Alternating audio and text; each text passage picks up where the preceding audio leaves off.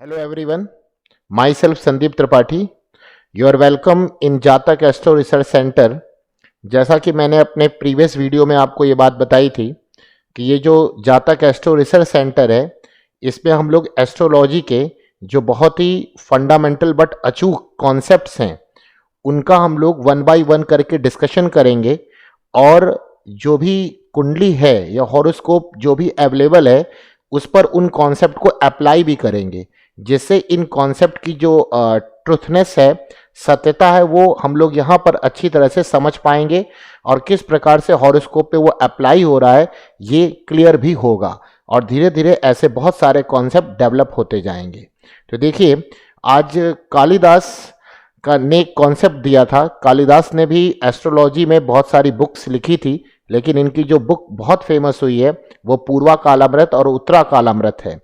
तो उसी बुक में ही एक बहुत अच्छा इन्होंने कॉन्सेप्ट अप्लाई किया हुआ है और अगर उस कॉन्सेप्ट को हम लोग समझ लेते हैं तो देखिए कि किस प्रकार से जो हमको डायरेक्ट कुंडली में हम लोग जो देखते हैं, बट उस कॉन्सेप्ट को लगाने से जब हम कुंडली देखते हैं तो जो फलादेश है, जो प्रेडिक्शन है, उसमें जमीन आसमान का अंतर होता है।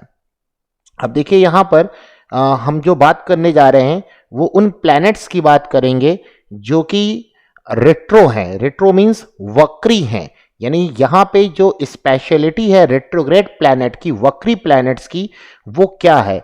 तो कालिदास अपने इस श्लोक में कहते हैं, वक्री स्वच्छ बल सवक्र सहिते मध्यम बलम तुंगभे, वक्री नीच बला स्वनीच भवने, वक्री बलम तुंग गजम, उच्च स्थेन युतो अर्धवीर्यमिति चे नीचे तु शून्यम बलम, मित्रय पाप खगय शुभय रिपु खगैर युक्तो अपि चार्ध बलम।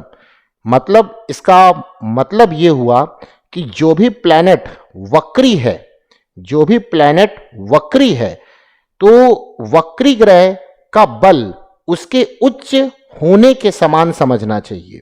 मीन्स ओवरऑल हम इस कॉन्सेप्ट को यहां पर समझाते हैं कि जो भी प्लैनेट्स आपको हॉरोस्कोप में नीच के दिख रहे हैं और खराब स्थिति में दिख रहे हैं, बट अगर वो रेट्रो हो गए तो वो उच्च की तरह फल करेंगे, यानी उनका जो फल होगा उसी प्रकार से होगा जिस प्रकार से उच्च ग्रह फल देता है।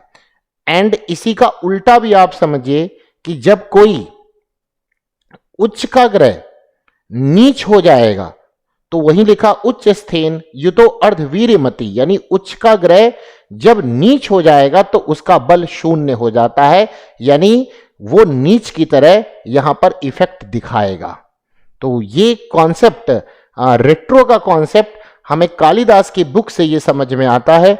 तो ये इसका एक्सप्लेनेशन है जो मैंने आपको समझाया, बट अब इसको हम कुछ कुंडली के अंदर अप्लाई भी करेंगे। क्या ये इन्होंने जो कॉन्सेप्ट दिया है वो किस प्रकार से अप्लाई हो रहा है और किस प्रकार की बात को वहां पर ये कह रहा है। तो देखिए, एक कुंडली हमारे सामने यहां पर है, उसको हम लोग डिस्कस करते हैं। यहां पर ये कुंडली है, इसमें क्वेश्चन ये पूछा गया। पहली बात आप ये समझिए कि जो लोग आते हैं और कहते हैं कि हमारे बारे में बता दीजिए, तो उनके बारे में क्या बताते हैं आप लोग, हमें समझ नहीं आता। रीजन है कि जब तक कि कोई क्वेश्चन नहीं होगा तो उस क्वेश्चन का आंसर ही कुंडली में देना चाहिए। अब किसी के बारे में कुछ भी बताना तो बहुत सारी बातें हैं इसमें बताने लायक, तो हमें तो लगता है कि अगर आप एक हफ्ते तक उनकी कुंडली का प्रेडिक्शन देते रहें तो भी कम पड़ेगा। इसलिए हमेशा क्वेश्चन ही पूछा जाना चाहिए। तो जब क्वेश्चन पूछा जाएगा तो उसके भाव एंड उससे जो रिलेटेड उनके जो लॉर्ड हैं उन पे पड़ने वाले इफेक्ट को देखकर ही सटीक आंसर आता है। जैसे ये कुंडली दिख रही है, वृश्चिक लग्न की कुंडली है। क्वेश्चन ये है इसमें कि इनके पुत्रों की स्थिति क्या है, यानी कि बच्चे इनके होंगे या नहीं होंगे, ये क्वेश्चन था। तो अब जब बच्चों की बात आती है तो हम लोग क्या देखते हैं, फिफ्थ हाउस देखते हैं। तो यहां पर आप देखिए फिफ्थ हाउस, तो फिफ्थ हाउस मीन राशि का है, यहां पर ये रहा फिफ्थ हाउस। अब ये जनरल कॉन्सेप्ट है कि किसी भी प्लैनेट पर अगर जो सेपरेटिव प्लैनेट्स होते हैं, पृथकता कारक ग्रह हैं, अगर उनका इफेक्ट होता है तो उससे संबंधित जो फल होता है उसकी हानि होती है, ये सबको पता है। तो यहां पे देखिए कई सारी बातें समझ में आ रही हैं। यहां पर मीन राशि यानी 5th हाउस पर जो कि इनके पुत्र का हाउस है, इस पर एक पृथकताकारी ग्रह मंगल की 7th यहां पर दृष्टि पड़ रही है। मंगल की दृष्टि हो गई पहली बात, यानी फर्स्ट तो आपको दिखा कि यहां पर मंगल की दृष्टि हो गई। दूसरा पॉइंट अगर आप यहां पे देखें तो आपको पता है कि 5th से 5th यानी 9th, क्योंकि अगर पांचवा पुत्र है तो 5th से 5th भी देखना चाहिए, ये भी कॉन्सेप्ट पराशरी कॉन्सेप्ट है।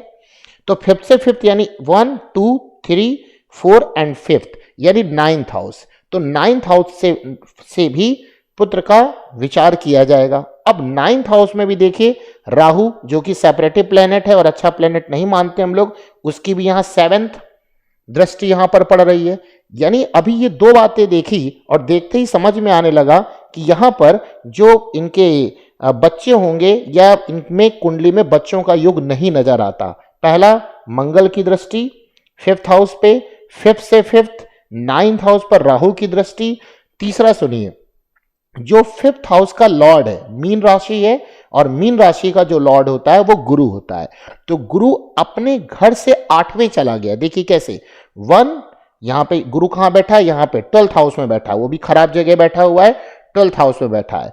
तो 1 2 3 4 5th 6th 7th and 8th यानी अपने घर से जो भी प्लेनेट 8वें बैठ जाएगा तो उससे संबंधित भावों को वो क्या करेगा, खत्म करेगा, नुकसान पहुंचाएगा। यानी ये स्थिति भी जो गुरु की स्थिति है यानी जुपिटर की जो स्थिति है, पोजीशन है इस कुंडली में, वो भी अच्छी नहीं है क्योंकि वो अपने से 8वें है। नेक्स्ट एक बात और देखिए यहां पर कि इस गुरु पर सूर्य यानी सन की भी 7th यहां पर दृष्टि पड़ रही है। इसका मतलब 5th हाउस पर भी सेपरेटिव प्लेनेट की दृष्टि है और जो 5th हाउस से 5th हाउस 9th हाउस उस पर भी सेपरेटिव प्लेनेट की यहां पे दृष्टि पड़ रही है। तीसरा जो 9th हाउस का लॉर्ड है वो भी कौन है, मून, क्योंकि कर्क राशि है और मून राहु के कांटेक्ट में है, यानी कि 9th हाउस के लॉर्ड पर भी सेपरेटिव प्लेनेट का इफेक्ट है एंड 5th हाउस का जो लॉर्ड है गुरु, उस पर भी सेपरेटिव प्लेनेट की दृष्टि है।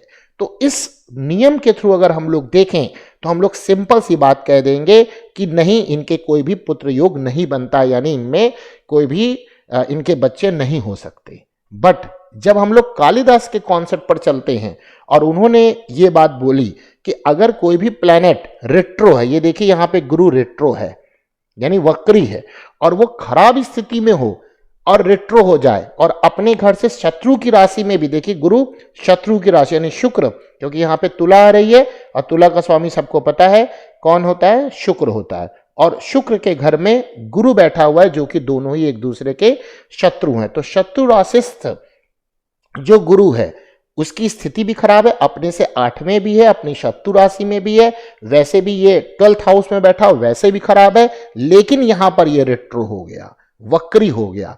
तो इसका अगर हम लोग साधारण सिंपल रूल लगाएंगे तो हम लोग ये बोल देते कि इनके पुत्र नहीं होने चाहिए थे, इस कॉन्सेप्ट से जो कालिदास ने वक्री ग्रह की विशेषता बताई। बट जब हम लोगों ने ये कॉन्सेप्ट यहां पर अप्लाई किया कि रेट्रो का कॉन्सेप्ट अप्लाई किया तो समझ में आ गया कि इनके नहीं भाई पुत्र होना चाहिए, और ये बात सही है, इनके पुत्र हैं। इस व्यक्ति को पुत्र का अभाव नहीं है, इसके 2 पुत्र और 1 कन्या है। तो आप समझ गए कि इसके 2 सन और 1 डॉटर है, और उसका सिंपल सा कॉन्सेप्ट क्या है कि ये जो पुत्र कारक जो ग्रह है गुरु, वो रेट्रो हो गया, क्योंकि आप सबको पता है अगर गुरु किसी की कुंडली में खराब है, किसी के हॉरोस्कोप में खराब है तो उसके पुत्र नहीं हो सकता। बट यहां पर देखिए सारी चीजें लग गई, सारे सेपरेटिव प्लेनेट लग गए, 5th हाउस 9th हाउस उसके लॉर्ड पर, सब पे सेपरेटिव प्लेनेट रहा, बट इसको बचा किसने लिया, इस रेट्रो प्लेनेट ने। तो ये है ताकत रेट्रो प्लेनेट की।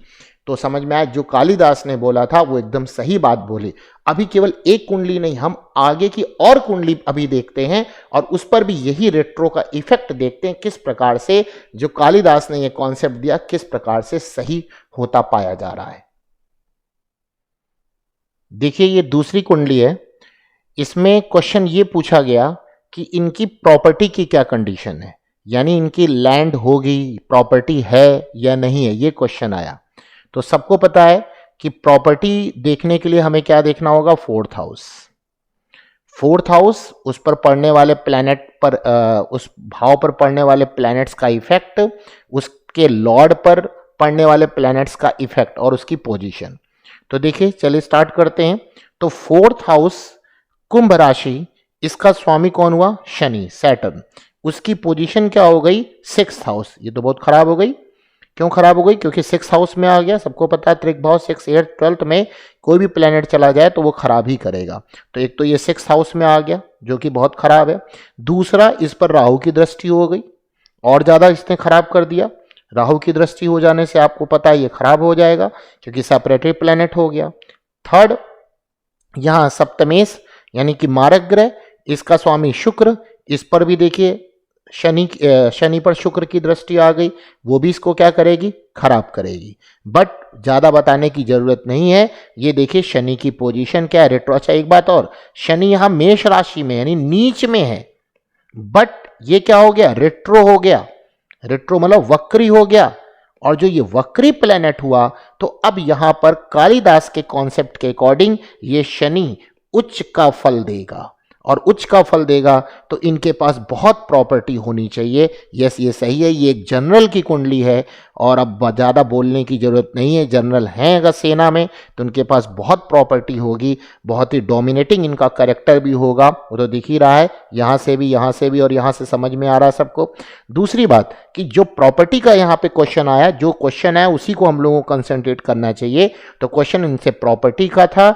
जनरल कॉन्सेप्ट के अकॉर्डिंग इनके पास प्रॉपर्टी नहीं होनी चाहिए थी, बट इनके पास बहुत प्रॉपर्टी है। और उस प्रॉपर्टी जो इफेक्ट जो यहां दिखा वो भी कालिदास के अकॉर्डिंग ही समझ में आया कि ये जो शनि है वो नीच का है, बट वो रेट्रो हो गया, वक्री हो गया।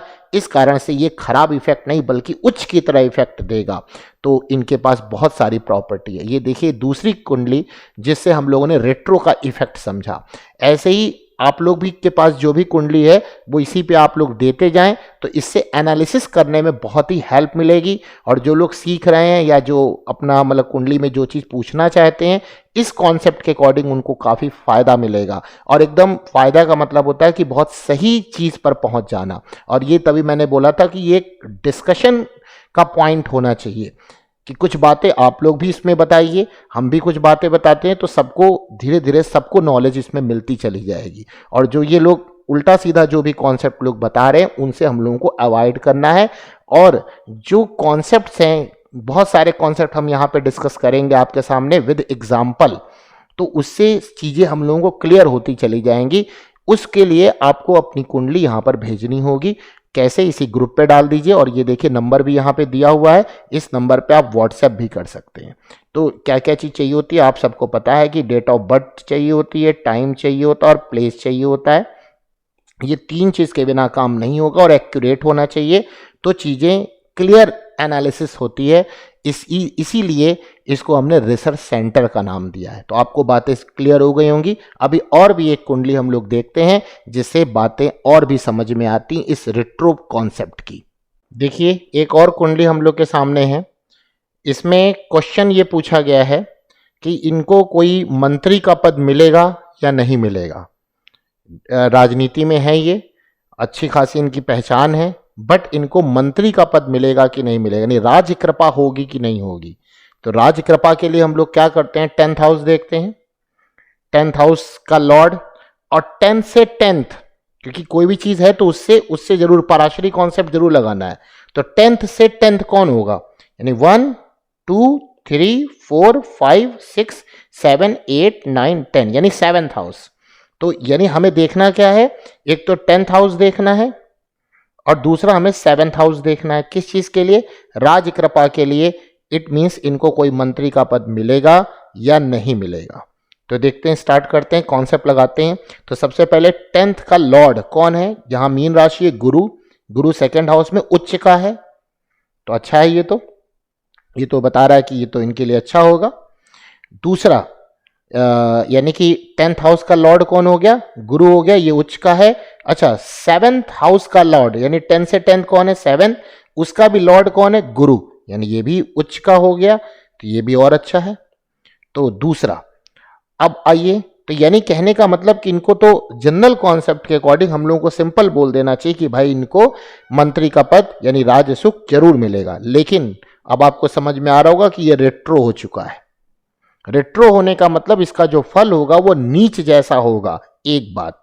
दूसरी बात, ये 7th हाउस से 8th जा चुका है, यानी इनको राज की कृपा नहीं मिलेगी।